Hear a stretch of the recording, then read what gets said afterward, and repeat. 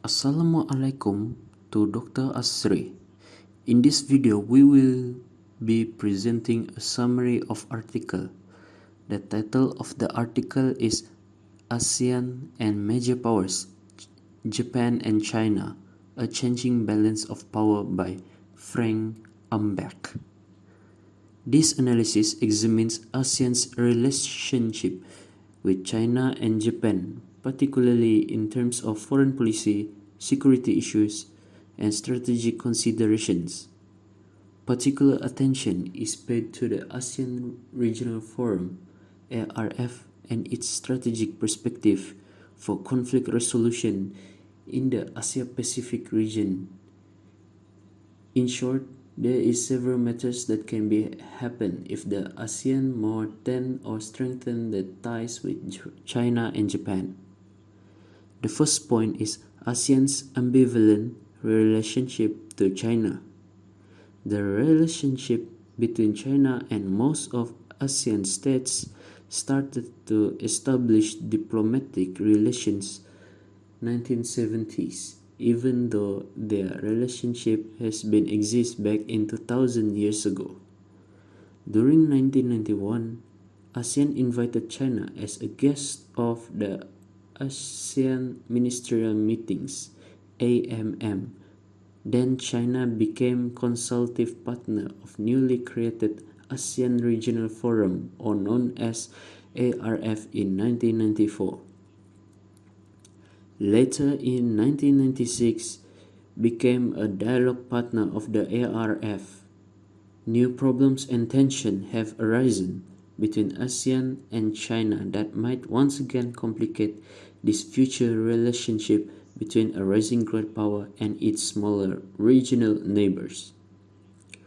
Although ASEAN countries have become more accommodating with the People's Republic of China (PRC) since 1992, the nature of ASEAN's ties with China remains ambiguous. That has direct implications for ASEAN's relations with the other two major powers in Asia Pacific, which is Japan and the United States. The rapid modernization programs of China's armed forces, including its nuclear arsenal, Beijing's territorial claims in the entire South China Sea, and its gunboat policies towards Taiwan have raised widespread concern over irredentist tendencies in China's foreign and security agenda.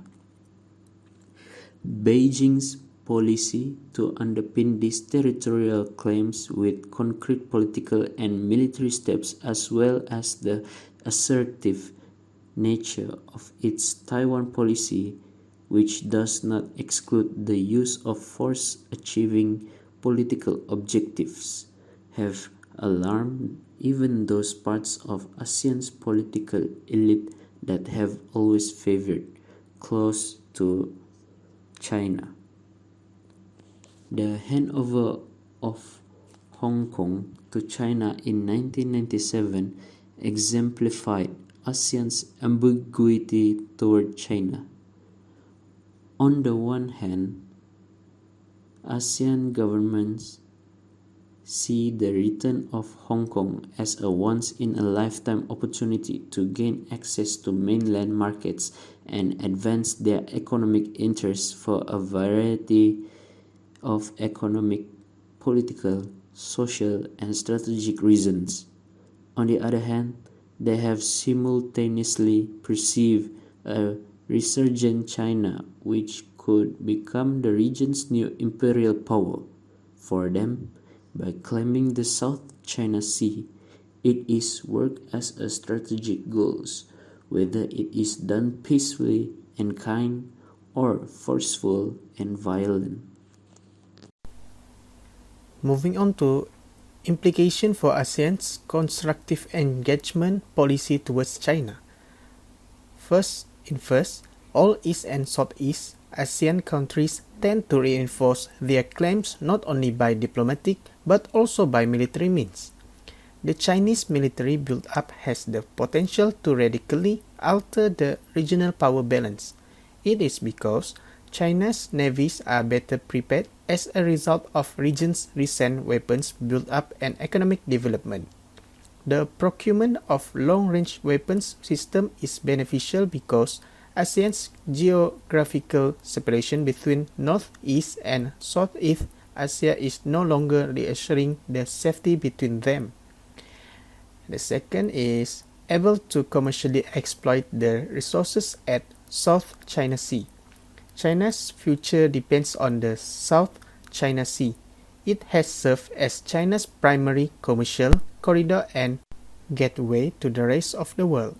The South China Sea's future energy and mineral resources could only be commercially exploitable with foreign investment and technologies. So it comes to the part for the conclusion and recommendation. As of conclusion, the impact of ASEAN's relation with Japan is Japan seems more perceived positively rather than China.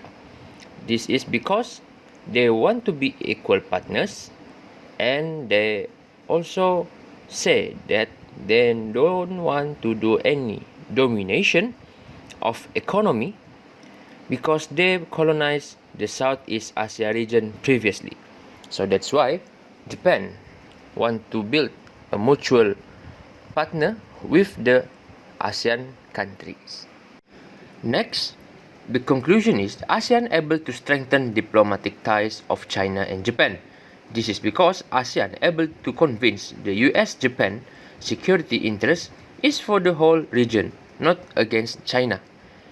While in the same time, ASEAN can be the agent of diplomatic ties between China and Japan, or it called middleman to strengthen their relation.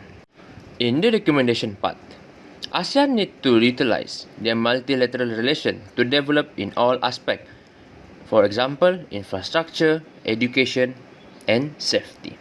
This is because Japan is known as good in infrastructure with alongside China, and China, as we can see today, they are good in weaponry, military, and others.